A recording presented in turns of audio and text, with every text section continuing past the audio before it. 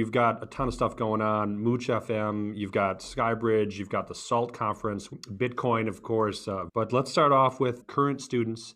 And we've got about 20 listening in. So we've got current MBA students. We've got a number that have just recently applied to start MBA and executive MBA. And we're looking at presidents of companies. We've got a president of a football team that's now taking our program. We've got wine company vice presidents. We've got folks in IT, folks that are in transition. You've gone through a couple of really interesting transitions, and I think from a motivational and inspirational side of things, there's a lot of. So when you get your ass fired from the White House, you call it an interesting transition at Ducere? There you go. You said it, man. That's on the topic list. You were just in the news about that, calling it. I'm happy to talk about all of it. Is this the time? I mean, I'm a big proponent of getting an MBA. My oldest son just graduated from Stanford Business School. I think you got to get an MBA. Frankly, I'm a big believer that you should take your 20s seriously. But it should also include levels of education, and also that education brings you some level of a network, which will prove to be valuable to you over a multiple decade period of time. As an example, my law school classmate, who we met Labor Day weekend, first year of law school, is the president and chief operating officer here. And I can tell you that our network from law school has directly benefited us. And so I think people are too quick to say, well, I can learn it on YouTube, I can learn it this way, I can learn it that way. And they decided that it's unfashionable to go to college or school. I don't want to sound like an old man, or I just think it's prudent, and it's anytime you can invest in yourself from an intellectual capital perspective.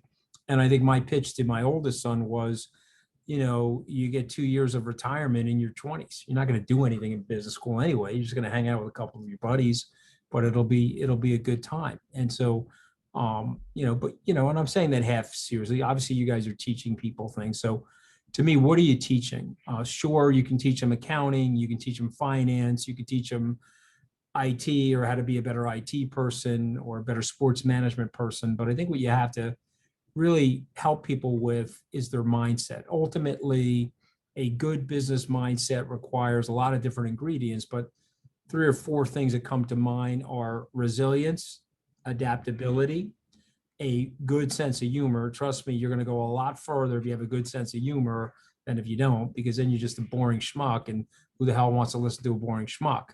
And then the 4th thing is what I call the X factor, and that's whether you're in a corporation like Goldman Sachs or you're starting your own business. The X factor is you're not failing.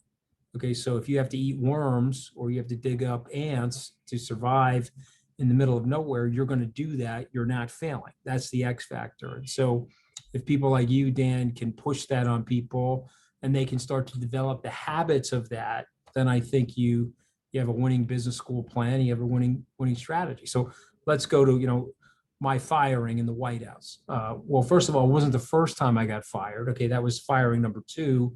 I got hired by Goldman Sachs after law school. My first day on the job was August 14th, 1989. I was fired Friday night, February 1st, 1991. It's not like I don't remember it, right? It was one of the more traumatic experiences of my life, because I was sitting on $100,000+ of school debt, and 18 months into my job, I'm being fired. They're handing me an $11,000 check. And it was probably the worst period of time ever. I was anxious. The recession had started. We had invaded Iraq, or in the process of invading Iraq. We were in a recession. I was 27 years old, fired from my first job. And why did I get fired from that job? I wasn't due to work ethic. I had a very high work ethic. It wasn't due to attitude. I'm a team player. It was due to the fact that I sucked at the job. Okay, so if you're listening and you're a student, or write this down. Don't take the jobs you think are going to impress your friends and you think are the cool jobs. Take the job that you think you're going to be good at, or the job you think you're going to love, or when you're going to work, you're not really working. But I had to take the cool job because I was insecure at 25. I had a lot to prove. I had a chip on my shoulder. And so what was the cool job at that time? It was work at an investment bank and work in the real estate department. And so I got the job. I went to go work at Goldman in the real estate department. I had no idea how to operate a spreadsheet or to do a spreadsheet macro. They hired me anyway. They were going to give me some time to train me. The recession came. They decided they didn't want to train me. They fired me. And it was very, very painful. So learning lesson number one, you got to learn how to balance. You can't be bone china. Like some of you are probably, overly loved by your parents. And so, you think that your ninth place participation trophy is like meaningful. You can't think like that. Your expectations about life have to be at zero, and you have to expect nothing from other people other than what you're capable of doing yourself. And so when I got fired, I took a roll of quarters and I went back into the city and I went to a payphone and I started making phone calls to people. And lo and behold, there was a job offering at Goldman Sachs. Right? It's crazy, but I moved from the 10th floor of Goldman Sachs to the 29th floor, took a pay cut to take that job.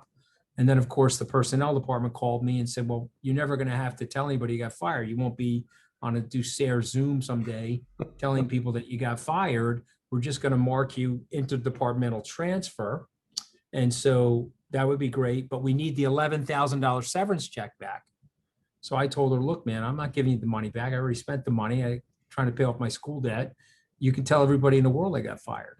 And so step one, own your mistakes, own who you are, and don't care too much about what other people think. That is the worst of our traits, and it's impossible. So I'm not proselytizing this, and I'm not saying this in a pedantic way, because I still have a problem with it. And so we worry about what other people think of us way too much. My grandmother would tell you, if she was here, what other people think of you is none of your business. So try not to let what other people think of you get into your gearbox. I'm 57. I'm still letting people get into my gearbox. So I'm not saying it like I've figured it out and I'm holier than thou. I'm not saying it that way, but I'm saying you have to practice that. And so I just want you to imagine, if you're having a bad day out there, I want you to imagine me on the 31st of July, 2017. I'm getting my ass fired from the White House by General Kelly. I'm launched into Pennsylvania Avenue, rolled in broken glass, okay, then skinned, and then the added touch of the late night comedians applying margarita salt to my body, okay? So my wise ass son, the one that went to Stanford, has a 14, may it never get out. He has a 14-minute clip of every late night comedian torturing and torching my ass. It's actually very funny, but at the same time, when it's yourself, you're like a little mortified. So if you're listening to this and you're saying, okay, that's the time where you have to really engage what other people think about you is none of your business. And so I'm fired from the White House. I said something really stupid on a phone call, which was actually really funny. And if you go back and look at it, it's me. I'm, Italian kid from Long Island. I'm talking to a friend of mine who I grew up with, also an Italian kid from Long Island. He said it wasn't off the record. I said, we've known each other for 40 years. How could it not be off the record? I was just talking to you casually. He prints it. He runs to CNN with the tape of it. I get fired. Whose fault is that? It's 100% my fault. So if you're going to learn from me, I'll give you a couple of things to think about. Number one, there's no complaining. There's no victimization. One of the worst human emotions is self-pity.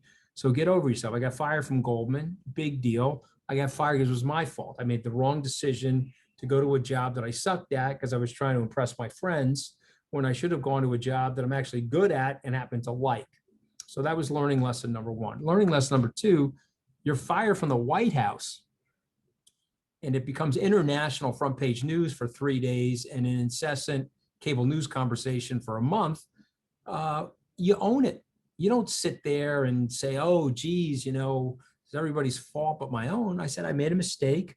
I was in a position where I should not have made that mistake. It was a fireable offense. I got myself fired. Now, learning lesson number three, who cares? Okay, if you're worried about your successes and failures that are behind you, you're making a really big mistake. And so you have to always let the millstone of regret off of your neck. Every morning, I don't wake up and kick myself in the ass and say, oh my God, I made a stupid mistake at the White House, got myself fired. let me kick myself this morning before I wake up. I don't do that. And here's what I do. Okay. This is the guy that fired me. See him right there? That's General Kelly. I don't know if you can see it because the light shines on it. That's me. That's the SALT conference 2019. I invited him as my keynote speaker. We're now personal friends, and we've done probably 7 of these talks around the country and 1 in Abu Dhabi. So the point is, no grudges. He fired me. He had the right to fire me, and frankly, I deserved to be fired. So why have a grudge, or why get upset with people? Move on. That's the big lesson there.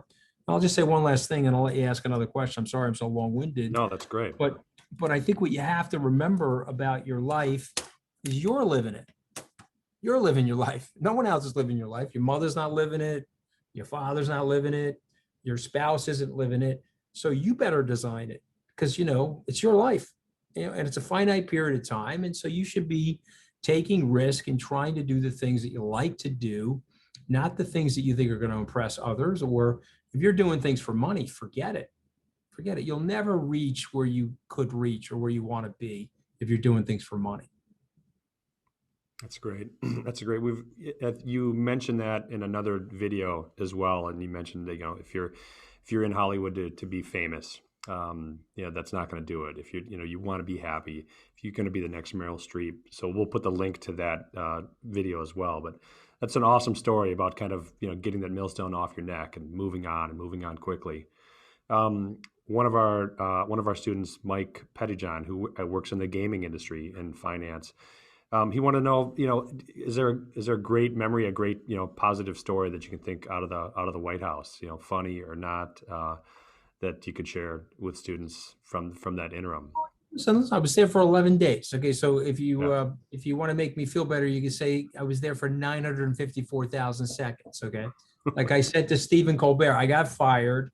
The crisis PR people said, you got to go dark. Don't talk to anybody for 6 months and blah, blah, blah. I'm like, no way. Stephen Colbert invited me on his show. I went on the show.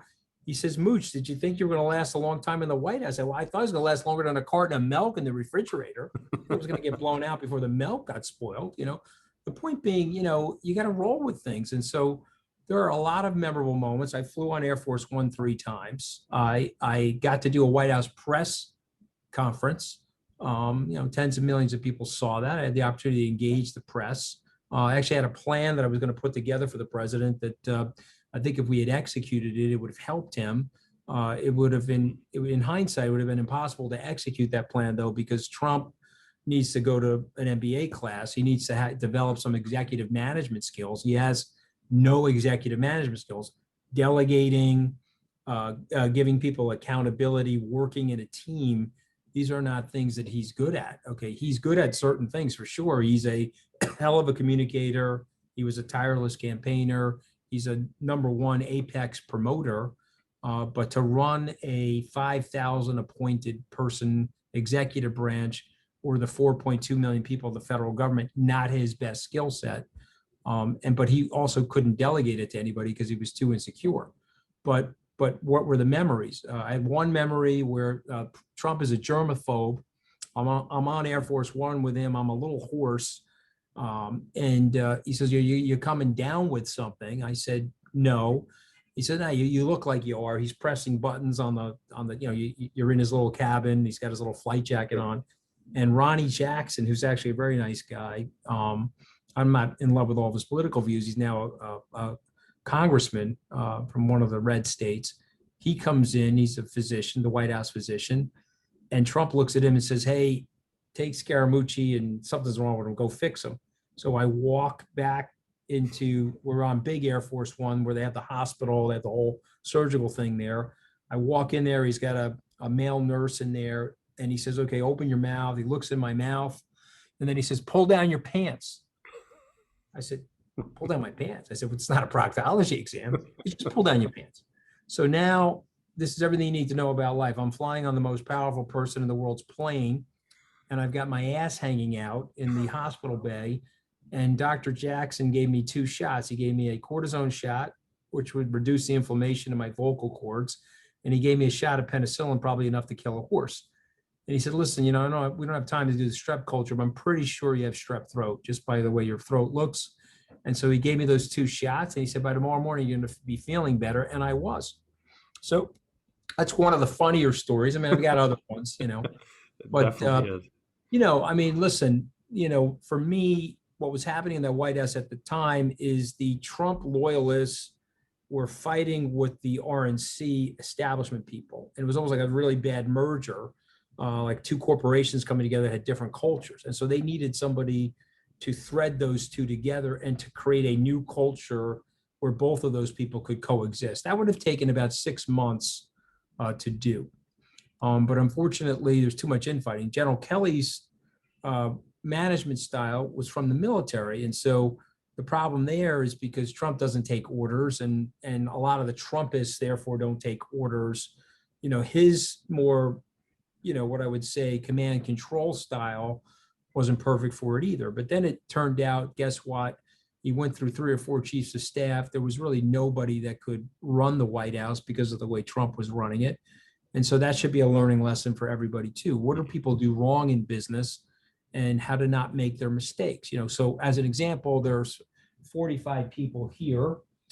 These people work with me. They do not work for me. I think that's a very, very important distinction. Okay. And so culturally, watch your language.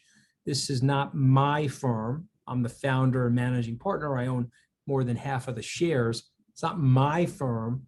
This is our firm. You see the difference? You see the distinction? Right. Okay, not my firm, our firm. Okay, we are doing it together. And so a result of which you have to think like that. And then you have to have the personal security where you let other people get the credit for things. Because if you need to get the credit for everything, and then you need to blame other people when things are going wrong, and so you take all the credit and blame other people, well, then you're running a shit show. You can't do that. As the communications guy, and I think this is not about January 6th, but I've had so many conversations around Twitter and Trump in those early couple of years. Do you think he was doing it right? There were people saying, does he have a team of people doing it, or is just really just Trump? No, that was him and Dan. That was him and Dan Scavino. Listen, like it or not, Twitter helped Donald Trump become president because the media enjoyed the early part of his campaign, and then they realized he had a chance to win, and so they went after him towards the end. But they were really promoting him because he was a ratings machine for them. But then when it became clear, oh my God, this guy could actually be president, then they went after him. And so rightly or wrongly, he used Twitter as a device. Okay, so if you're in business school and you want to learn from other people, you may not like Donald Trump, or you may like him, but you should at least learn from him some of the things that he was doing that were successful or effective. He figured out that the use of social media, if you have 150 million Twitter followers, and so let's say the Wall Street Journal has 3 million global subscribers. So you have 50 times the reach of the Wall Street Journal as Donald Trump, right? That's a Super Bowl and a half audience size, okay, in terms of every message that's coming out of your Twitter feed. And so he figured out he could hop over the mainstream media and talk directly to people. But because he's an attention getter, he had to make those tweets more and more incendiary, more and more provocative. He had to go after people personally, and he had to do those sorts of things. And that, when you're president, you can't really do that. On the Wednesday after the election, I was in his office and we were talking. There was a group of people there. I said, well, what are we doing with the Twitter? Are we going to dial down the Twitter? I'm going to be more presidential than Abraham Lincoln. You know how he talks. And I'm going to dial off the Twitter. I said, okay, good. And then he went right back to it and he made it worse. And then he got himself banned from Twitter, And so, it's everything you could do wrong. You mentioned the insurrection. He was part of it. He fomented it. And so, how could you have an American president do that? And then it should also tell you something about the country right now. The country has become very tribal, and we need to figure out a way to reknit the country back together. We have to reunify the country. We had to do that after the Civil War. World War II helped us do that because most of our families were tied into the military some way. And so there was a common cause and a common struggle after the war in terms of fighting back communism and the Cold War. But today, we don't really have a lot of existential threats, and a result of which we're eating each other, we're killing each other, we're going after each other. And he's helped to foment that. It's disgusting. And so, listen, I didn't want to make this about Trump. I'm going to talk about anything you want. I tried to support him. He fired me. I was loyal to him for 2 years afterwards. When he went after the congresswomen and he told them to go back to the countries they originally came from, I was on the Bill Maher show. I was defending him. When that question came up, I said, okay, I'm sorry, I can't defend that. They did that to my grandmother. That's a racist thing to do. Those are racist and nativist tropes from American nativists. And it's the age-old thing. Mr. Trump, President Trump, should not do that. And so Bill Maher, I'm having a beer with him after the show, and he says to me, well, Trump's going to come after you tomorrow. I said, no, there's no way Trump's going to come after me. Why would he come after me? All I've done is supported him. He fired me. I didn't care. I still supported him. He says, nah, you said something about him tonight. He's not going to like it. He watches the show. You basically called him a racist. He's not going to like it. And he's going to attack you tomorrow on Twitter. I said, Bill, there's no way he's going to attack me. I gave him $1 million personally for his campaign. I've been helping him. There's no way he's going to attack me. So lo and behold, 3:00 in the afternoon, he's attacking me on Twitter. I called Bill Maher. I said, you were right, you son of a bitch. So what do you think I did? I'm a New Yorker. What do you think I was going to do? I attacked him back. I think I called him like the fattest president since William Howard Taft or some shit like that, which I knew would get under his skin. He got pissed. And so then he hit me again, and then I hit him back because I'm a New Yorker. I'm not going to take bullshit from a guy like Trump, okay? And so then he did what you would expect him to do. He starts attacking my wife, okay? So he knows my wife and I were having personal problems while I was working for him. I mean, she hates him almost as much as Melania hates him. I mean, she can't hate him as much as Melania, but I mean, it's up there. And so he starts attacking her. I'm like, well, first of all, I'm not Ted Cruz. You're not going to attack my wife and get away with it with me. So I took the gloves off and I pounded on him for a solid year. And I feel pretty good about that. So you want another learning lesson? I don't go after anybody, and I try to make friends with everybody. But if someone is attacking me or attacking one of my family members, you better stand up for yourself. Okay. You better stand up for yourself and the people that you love, because you're sending a message to your kids about that. You're sending a message to your employees about that and your clients. Are you somebody that has a backbone that's going to stay in the fight? Or are you a shrinking wallflower like a guy like Ted Cruz? That's not me. So I had no problem, Yeah. But I mean, look, I don't know. We made this about Trump.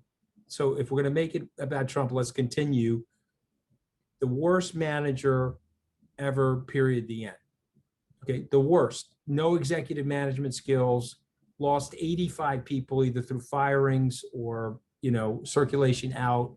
The only people that support Trump are tied to him politically, where they feel his political fortunes are tied to him, or they're tied to him economically, where they're making money off him. What did Tillerson, Mattis, Kelly, McMaster, myself, what did we all say about him? Anybody that wasn't tied to Trump for their life's work or for some political expediency is telling the truth about Donald Trump. That's great point, man. And Mike, there you go. You got an amazing answer from Anthony on that one. So let's pivot about what you're working on a lot right now, and that is, I'd kind of like to talk about Bitcoin. You've quickly become the subject matter expert in this category. Did you find this, or did it find you? And then the other question is, what do finance managers need to know? I think you recently said Bitcoin is now considered, similar to gold in terms of your portfolio. What do business managers coming out of school, or just business managers, even if they're not taking their MBA, how savvy do they need to be? I mean, how long is it before you're completing a construction project and paying by Bitcoin? I'll let you kind of talk about that. I think the first thing you have to do if you're an MBA student is study adoption cycles and study technological S curves. I think you have to look at the onboarding of something called the horseless carriage, and all of the stable owners saying, well, that's a fad. Look at my horse, how energy efficient it is, and it's going to get you around town. Why would you need to be in a gas guzzling, smoke spewing horseless carriage? And so that horseless carriage is a fad. And so a few people got horseless carriages, other people stayed with horses. And then look at the S curve adoption. Look at the S-curve adoption of the electrification of our cities and eventually our rural areas. What about the phone system? That started out as a novelty, and then all of a sudden it became adopted, and then there were the late adopters, and now everybody has a phone. Television sets would be the same thing. Refrigerators. We can go through every technology that's been onboarded over the last 125, 30 years, and they all have these S-curve adoptions. And so I would encourage everybody listening to study that cycle of adoption. And then we get to the internet. It's 1995. Netscape is going public. It's the first internet browser. There's a lot of fanfare around it. The stock goes up a lot. And Bill Gates says, well, the internet is a fad. And I don't believe in the forward progress of the internet. 6 months after he made that statement, he got to a microphone and said, I got that wrong. The internet is here to stay. And then he turned to his staff and said, how many people are working on the internet in Silicon Valley? And they said 3,000. He said 3,000. Okay, great. You see that vacant piece of land right here in Redmond, Washington? We're going to build a building. You're going to go hire 3,000 people. I need to have the same number of people at Microsoft working on the internet that are working in all of Silicon Valley. And so that's about an adaptation, and that's about a pivot. You can get things wrong, but then you've got to make a course adjustment. So now I'm going to fast forward to Bitcoin. Bitcoin is an improvement on technology, and the technology is money. And so why do I call money a technology? Because it's effectively a tool. It's a tool that we're using to transfer goods and services between each other. So let me demonstrate. What we know about money is axiomatically it's always worth less than what we're trading for. Let's take a look at these. Now, these are, in my neighborhood that I grew up in, these are Italian singles. See those? Those are dollar bills in the neighborhood I grew up in, okay? Now, look at those, okay? Those are absolutely and positively worthless. They are, this is about 60% cotton, 40% nylon. It's printed with some blue ink and some other ink. There's a counterfeit strip in there, and there's Ben Franklin's portrait. Okay, that's worthless, absolutely worthless. Yet everyone watching this, you'll take this thing from me in exchange for some goods and services. Why? Because we trust this. We know that if I hand this to you, you're going to be able to successfully hand this to the pizzeria, the landscaper, the auto parts store, and they will take this for you in exchange for whatever good is on the table. So the first thing you have to recognize about your money, it is a trusted network. And it is a tool. It started maybe as seashells. It could have been gold coins that had the insignia of a Roman general printed on them. And they've constantly evolved. Now we have something known as electronic money. Let's talk about that for a second. That's the money that's in your bank account. So right now I could wire $200,000 from my Chase account to the Mercedes-Benz dealership. What is that? Those are electronic digits in my account. Somebody believes that those are mine. They get wired to the Mercedes-Benz dealership. It ends up in the Mercedes-Benz dealership's account. They're just electronic digits. And all of a sudden, the G-Wagon shows up in my driveway. And so why am I framing it like that? If you understand it from that perspective, then it would make sense to you that there would be a technological improvement on money. And that technological improvement is Bitcoin. And the reason why I'm saying that is it has everything that you would want your money to have. It has portability. It has transferability over the blockchain, which is seamless and over 12 years has been unhackable. And I predict that it will continue to be unhackable because if you really understand the nature and the random sequencing of the blockchain, it would be very, very hard to hack it, probably impossible. And let me show you this for a second.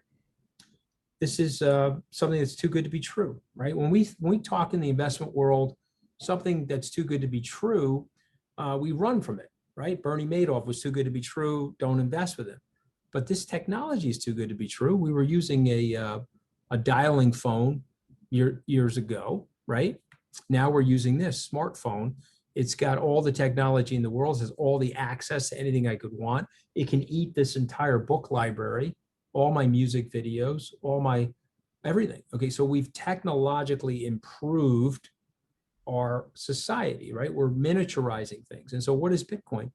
Well, Bitcoin basically, if you read Satoshi Nakamoto's white paper, he's basically saying that there's a problem with this. This gets printed by the capricious nature of our politicians. And so we just printed $469 billion of this in calendar year 2021. If you want to go back to April of last year, we have a 35% increase in the money supply. So there shouldn't be any wonder why there's a 6% inflation right now. And so if you're listening to this, you're in school, you look at your bank account, whatever's in your bank account right now, you just got taxed. The purchasing power of that money that's represented in your bank account no longer can buy what it bought a year ago. It's going to buy less. And that's because your government printed 35% more of those things. And so that's a silent taxation. So Satoshi Nakamoto in 2008 into 2009 wrote that in order to protect people, in order for them to have a store of value, the money has to be scarce. And so he printed 21 million of these coins, probably 2 or 3 million of them have been lost. And there's a scarcity associated with it. But if it starts to standardize, and you break them down into Satoshis, all of a sudden now you have this very unique thing that could end up as a unified standard for people. But let's say you don't want to go that far. Let's say you just want to treat it as a store of value. Well, look at Paul Tudor Jones's interview today. He said that, well, it's clearly a store of value to him. Stan Druckenmiller, he sees it as a store of value. Ray Dalio was Bill Gates. He said, no, I don't want anything to do with Bitcoin. I don't understand it. And then he did a tremendous amount of homework on it. And now he says, well, I'd like to own Bitcoin better than the US bond market. And so, yes, I do own Bitcoin. And so I would encourage people to be neurally plastic and to do the homework and research. So when you say that I find it or did it find me, in 2014, the Winklevoss twins, who helped to found in the controversial founding of Facebook, they got into a fight with Zuckerberg. They left, they started buying Bitcoin in 2012, 13, and 14. They came to my conference. They explained to me what it was. I said to them, well, unless it scales, because I'm a conservative, institutional-oriented investor, unless it scales, I'm not going to have a super amount of interest in it. But if it does scale, and it did, you've got 125 million users right now, on its way to 1 billion users. If it scales, it will win. And so there's something called Metcalfe's law. I'm sure your business students know what this is, but you can measure things fundamentally. Their value can be measured by the exponential growth of their networks. And so if you take a step back and you think about it from that perspective, Bitcoin is growing faster than Amazon, the retail network, Facebook, the social network. It got to $1 trillion market cap in 12 years. It receded from that because it's in its early adoption phase. And anytime you have an S curve, going back to the cars, the carriages, the telephones, the refrigerators, you have volatility. Amazon.com, no longer called that, but that's how it came public, is now just called Amazon. It went public in May 15th, 1997. A $10,000 investment in Amazon 24 years ago is now worth $21,140,000. Yet you would have had to hold Amazon through 8 periods of time where it lost at least 50% of its value. And why? Because there were naysayers, there was fear, uncertainty, and doubt. There was a Barron's front page article in 2009 after the crisis, said Amazon.bomb. This company is blowing up. It's not going to be successful. And so you have on the path to creating those types of returns, okay, you have on that path a tremendous amount of volatility. If everybody believed what I believed about Bitcoin, it would already be trading at $100,000. So, but people are like Ray Dalio. Some of them will never get it. Other people are negative on it now, but they're going to do more research and then decide that they like it. And so all I'm telling people is do the research, read about it, because it's going to be part of your future, whether you want it to be or not. Deal with the world the way it is, not the way you want it to be. You have to deal with the world the way it is. One of our guests, Joseph Hopkins, says, since starting Skybridge in 2005, Skybridge Capital, what are a few insights you can share about business differentiation and growth strategies? Well, first of all, startups are never easy. You got to make it 5 years before anybody takes you seriously. So if you're thinking about starting a company, the day you start it, mark the calendar down. No one's going to take you seriously for 5 years because the failure rate of business startups is about 85 or 90%. And so once you make it to 5 years, if you can cross over that line, you know, the differentiator to me is just good performance. Now, our performance is measurable by how do we do this year? And if you're starting a widget business, it's measurable by the volume of widgets. Or if you're starting an education business, it's measurable by the number of successful students. So you have to perform. Ultimately, performance is not enough, however. You have to perform, and you have to also market, and you have to exemplify what you're doing. Because if you don't do that, you're not going to bring the people into the seats. You're not going to grow. I took a position. I had never been on television. I started my career graduating from law school in 1989. I didn't go on television until March 17th of 2009.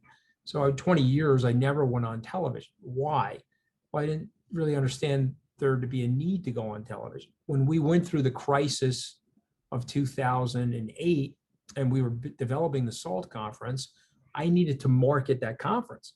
And so one of the ways to do that was to go on the business channels and talk about it, and then tangentially talk about Skybridge and why I was hopeful and optimistic that Skybridge was going to have great performance coming out of the crisis. And so, you know, and I did that, had a lot of positive externalities. It had some negative ones.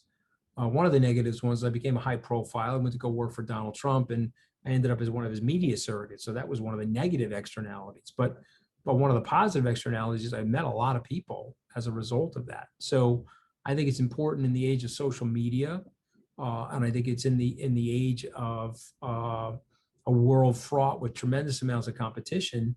You've got to perform well, but then you also have to be able to explain to a very large group of people what you're doing, why you're doing it, because that will draw people to you and help you identify your brand. You need to be the narrator of your own brand. Other people can say whatever they want. That's fine, you know. But if I did what that crisis management person told me to do, then the media would have defined me. I didn't want that. I need to at least have a voice in the debate. You can hate me after this Zoom call if you so choose. That's fine. But at least now you've heard me out. You've heard my piece. You know, if you're reading a negative story about me because someone doesn't like my politics, that's fine.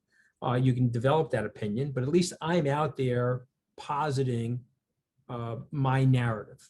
And I would recommend to people that you need to do that, whether it's in social media, podcasting, television, all forms of media, frankly.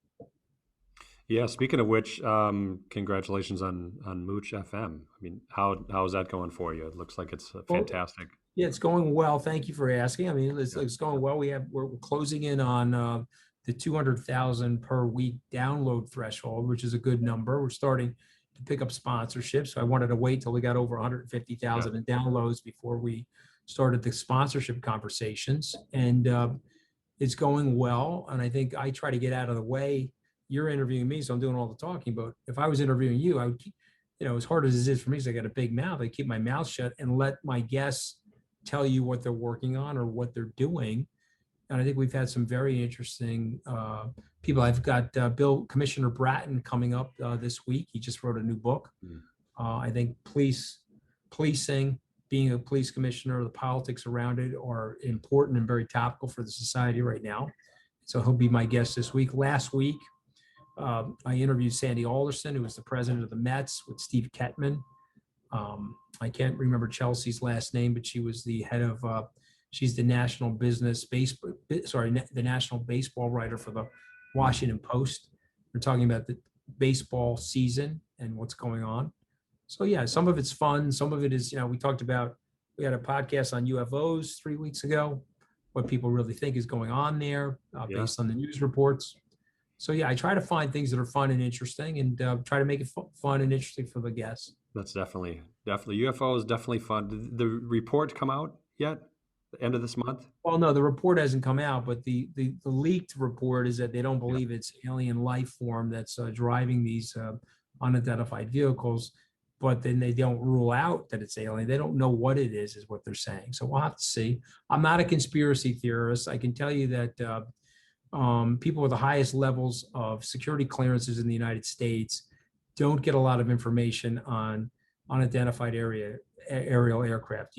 There's a ATS standard, which is called above top secret. A lot of the stuff goes into the ATS category. So even elected officials and people appointed by elected officials are probably not getting the full story of what's going on. And we're not going to the end of this month, really.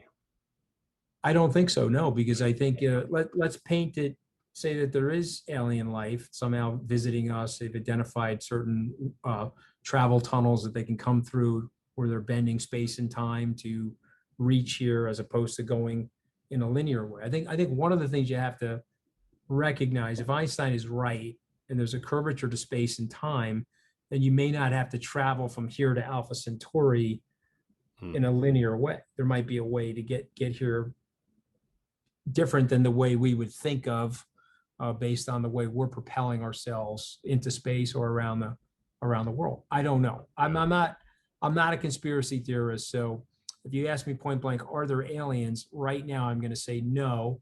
I have seen no substantial evidence to support that, despite all of the conspiracies we're worrying about. Having said that, now that we have this amazing proliferation of identified aircraft, I think that the Pentagon owes a responsibility to the American citizens to explain to them that there is something going on. So hopefully we'll get to the bottom of it. And when we have more definitive information, I'll talk about it more definitively. But it's hard to, pretend that you know something that you don't know. I like to stick with the facts. Well, option B could be equally scary of some other nation with 3 times the speed and flight. Well, knowing what I know about those other nations, I would say that is the least likely. I don't think that's the case.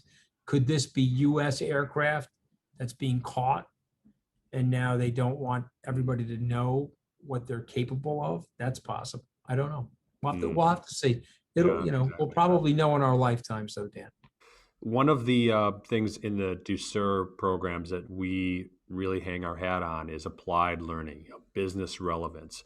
Not studying old world theory, but real world practice. The MBA students, they work on major industry, NGO projects, everything from our corporate partners where they assign a team to solve a relevant real project, not UFOs, but real challenges that our business partners have.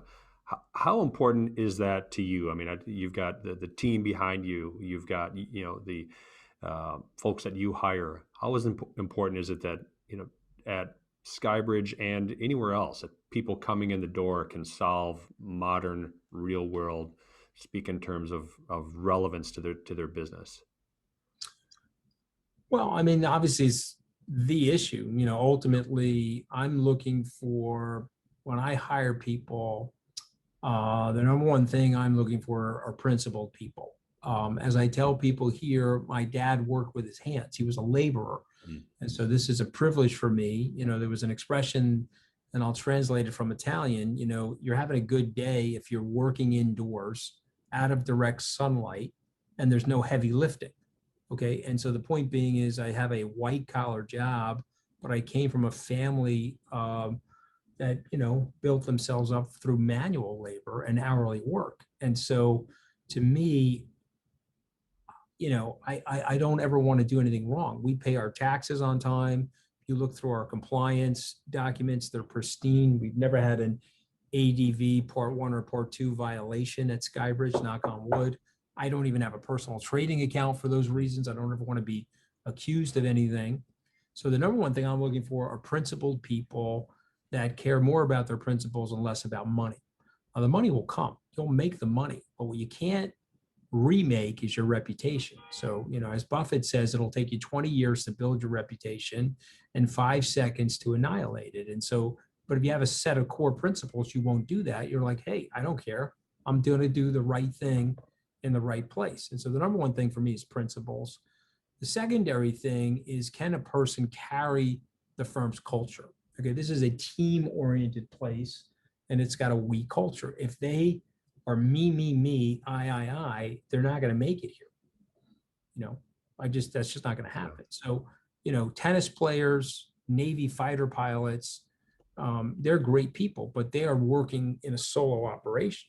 Someone hands you at 25 years old a $60 million plane to run on your own. Okay, you can get pretty headstrong. I'm not saying that Navy pilots don't make good team players. Some of them make some of the best team players in the world. But the point is, they better recognize they're no longer Navy pilots. They're now part of a team. We're better together. We're better sharing and caring about each other than we are trying to step on each other. So I'm not a big fan of office politics. The third thing is then in the problem solving category. Yeah. Okay, so if I see that you're principled and you can carry the firm's culture, are you a good problem solver? Are you a good doer? Can I hand you something to do and then I don't have to micromanage you? I say, okay, you're at A, we got to go to Z, and I don't have to be with you for the other 24 steps in the alphabet to get you to Z. You're going to be able to figure it out. And if you have a problem, you'll report back to me. So I want to give people a lot of rope, and I want to give people a lot of personal accountability. And if they're self-starters and they're adaptive, they can figure it out. But yeah, problem solving is one of the number one things. And obviously, listen, if you're a money manager or you're in engineering, you also are in sales. Unfortunately, every part of the functionality is sales. Steve Jobs got himself in trouble at Apple when he started disregarding the engineers. They blew him out of Apple.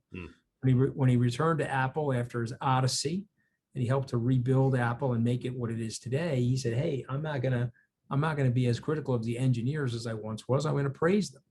So know your place. Recognize you can't do everything, and recognize that you need the people around you. Really, really great advice from the Mooch, Anthony Scaramucci. Well, it's good to be here, and thanks for having me.